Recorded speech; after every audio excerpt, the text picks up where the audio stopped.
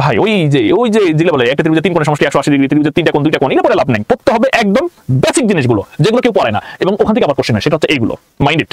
দেখেন অঙ্কগুলো কিভাবে আসছে, বিসিএস পরীক্ষা কিভাবে আসছে আপনার চিন্তা করতে পারবেন না। ঠিক আছে, একটা কথা মাথায় রাখবেন, যেটা আমাদের লেকচার শিটে নেই সেটা কিন্তু আমরা ক্লাসে করাবো, এমন অনেক কিছু আছে।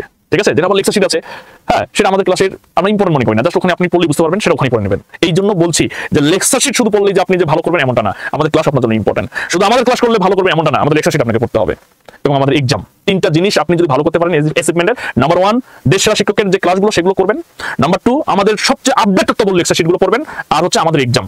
এই 3টা দেখবেন একদম কম্বাইন করলে আপনার উপর কেউ যেতে পারবে না। আপনি 75 এর মধ্যে আমি চ্যালেঞ্জ করবো 68+ কোশ্চেন কমন পাবেন প্রাইমারিতে, আর নিবন্ধনে 40 পেলে পাস। আপনি যদি 80-র উপরে না পান তা 5 গুণ টাকা ফেরত নিয়ে যাবেন। বিসিএস 130+ আপনি কমন পাবেন শিওর। ক্লাস করেন, মনোযোগ দেন। ত্রিভুজ কেন, গণিতের এমন কোনো টপিকস নেই যে টপিকসটা আপনি যত দুর্বল থাকেন, শুধু ক্লাসগুলো আমার করবেন, আমি চ্যালেঞ্জ করে বলতেছি আপনার জীবনে সব গণিত হয়ে যাবে পানি। তেমনি ইংলিশ, তেমনি হচ্ছিল বাংলা ব্যাকরণ, বাংলা সাহিত্য, সাধারণ জ্ঞান, সব বিষয় আপনার পানি হয়ে যাবে। এতটুকু কনফিডেন্স অলরেডি আপনি পেয়ে গেছেন।